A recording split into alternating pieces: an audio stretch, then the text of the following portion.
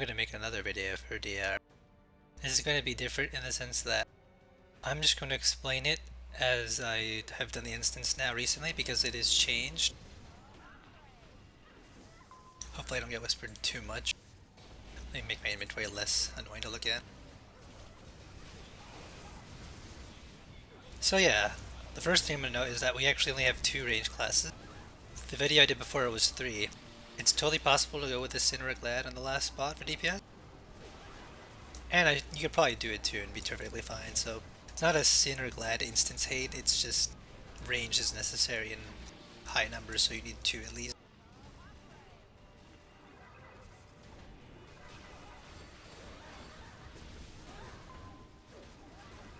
So yeah, expect this video to have a lot of talking and me explaining different points that you might already know. Anyway, let's get started. So when the first phase starts and the boss comes down, go ahead and remove shock when she knocks you down. Pop word of quickness if you're a chanter because you can use it right away to DPS, and then even if you're a chanter, just go to town, DPS. You got a cleric there to heal. Because with the quickness up and the boss not doing anything special, you don't really need anything but recovery. Make sure you stand behind her. You can stand a little bit away from her so you don't get hit by every AoE or frontal attack. You might get hit by some. When the boss is reaching, let's say, the word of quickness ending, you're going to want to like step back a bit and just wait for about 10-15 seconds. Because she's going to do this AoE called Electric Wrath, and then you can immediately go back in and start damaging. You don't have to do this if you're a DPS, I'm just pointing this out if you really wanted to pay attention, but small things, you know.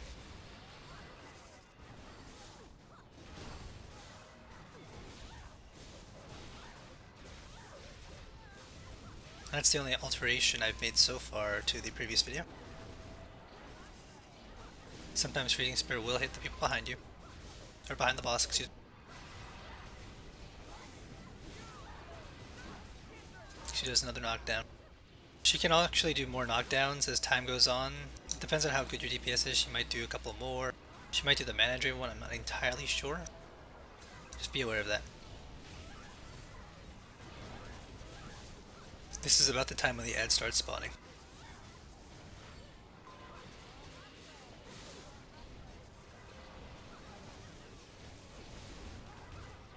Here we go. So again, elemental screen, always good for ads.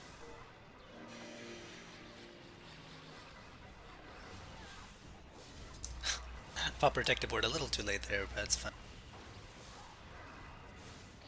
Just keep mindful of the damage because these mobs tend to do frontal nukes or AoE.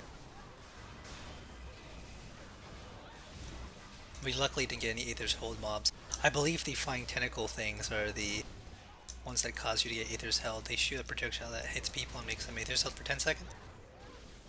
The flying tentacle monsters, as we will call them.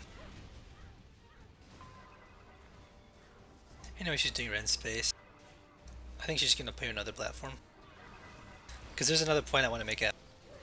And that is that when she does rend space on these platforms, she has a chance of going down randomly in the center area. It's not for this phase, but when she does, she makes a little white light appear in the area where she's going to teleport to. So let's watch and see if we get lucky enough to see that happen. Mail has arrived.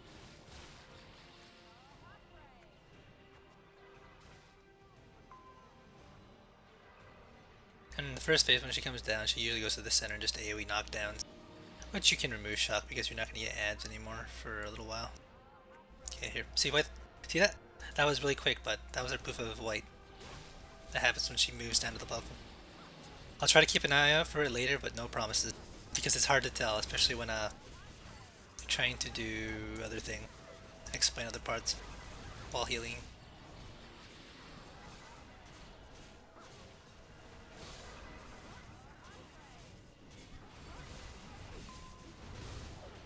Okay, so now she's going to do the clone. It's about 3.5 minutes past the start of the boss. Remember, there's a 50-minute timer like I said before. So this part's interesting because as a chanter you can actually get aggro off these clones if you pop Word of Inspiration and Protection at the very start. You won't always hold it, but you can grab it. It's easier for a Templar to grab aggro with a Prayer of Victory or a Cleric with their AoE heals. but as a Channer it's also possible. The main point I'm trying to make here is that it should not be a DPS class tanking these mobs besides the one that's actually attacking or being attacked by your DPS. Because they can't handle those spheres all at once, they'll kill them. It's good for the Channer with high HP, Templar with high HP, or Cleric with high HP.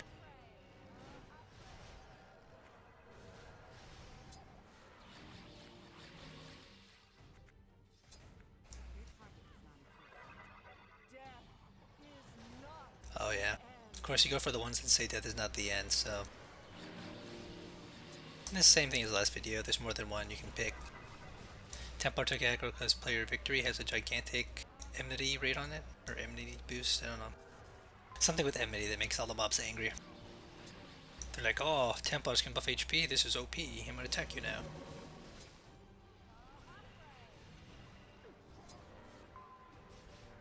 And this is what I was pointing at earlier, where you can get hit by the AoEs with only 2 DPS, range DPS, but that's fine. Just pop your Absorber Scroll when it starts casting, so you can have it up for the next time that the AoE hits. It's probably gonna kill the SM? No, okay.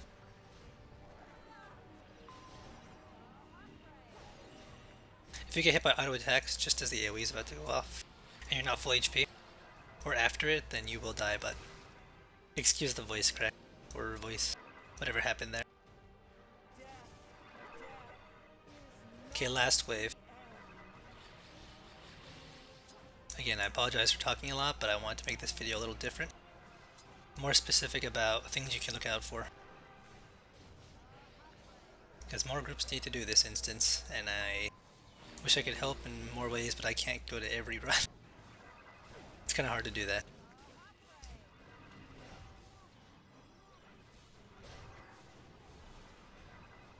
And I'm just being totally useful.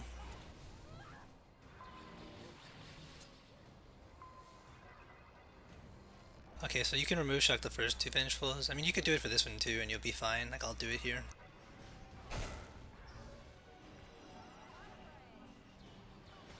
You can technically do that because the ads won't spawn for at least a good minute after that.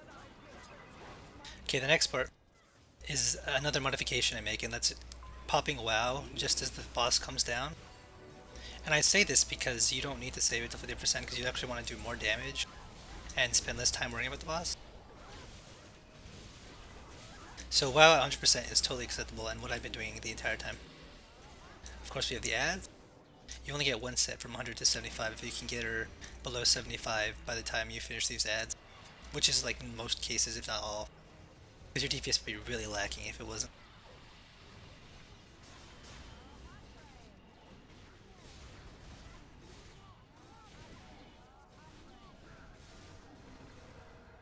Not been hit by that.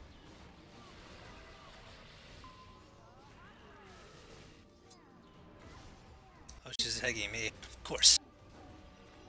By the way, Winter Circle, the buff you use, I think the tank can actually cancel it if they want to because her weaves do fire damage. By weaves I mean auto attacks, but same thing.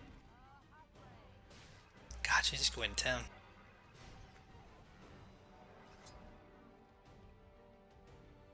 Okay, she teleported to another platform.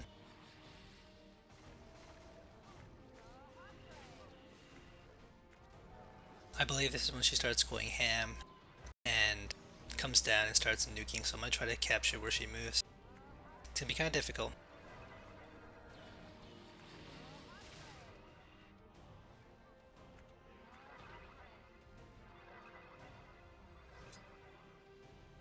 There, she's up here in the middle.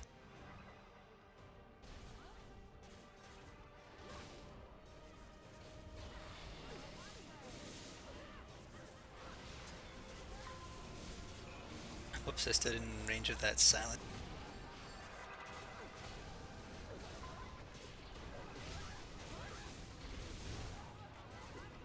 She never stays on the platform for too long, below 50%, so... And also, this explosive temper actually drains 2k mana, so it's a bit annoying. Just keep that in mind when you fight this boss. Okay, she's gonna do her fear now. She targets somebody and she casts it. I'm not sure the direction, like it's usually frontal, but sometimes it like shoots off and hits people on the side. It's really weird. And you can actually get your cleric hit and fall into the water One thing I recommend here is to cancel WoW and a run scroll on a cleric. Like when that happens, when the fear's coming, just cancel both of those. In fact, you could run around without a run scroll this entire instance. It's probably a better idea. Alright, next stat.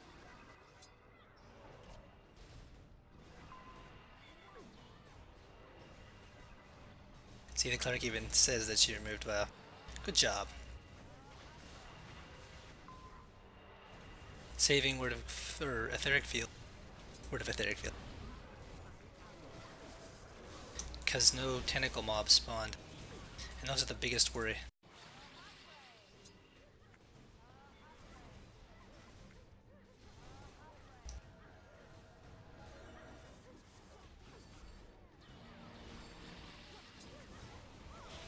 Oh, they didn't capture that.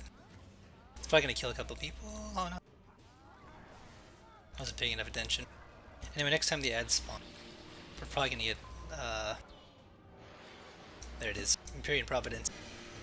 No, that's not Empyrean Providence, it's Merchant's Light. Whatever. Point is these things. They're annoying.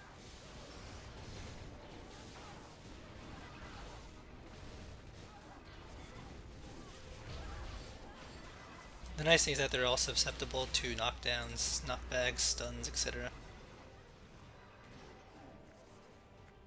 She's really just weaving me. I'm gonna pop order quick. I believe that was ad wave number 3.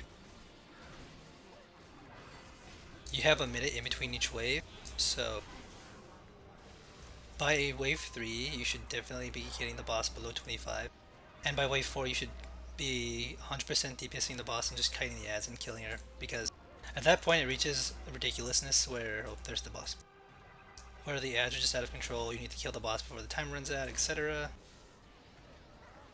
And she's about to die. Clean kill.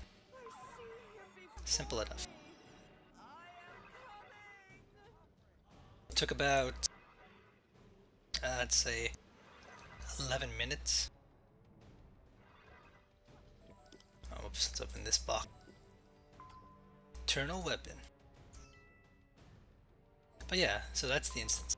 Pretty simple, right? Yay, Idian! Aw, nothing. You can get Eternal Idian here, it's pretty cool. Can I add Idian? Nope, not yet. Alright, so that's an alternative way of doing the instance. I hope it'll give another perspective on how to do it if you're still having trouble, and the new points are highlighted. So yeah, because more groups really need to do this stuff. It's not too bad, but definitely need to do some homework on it. At any rate, take care everybody.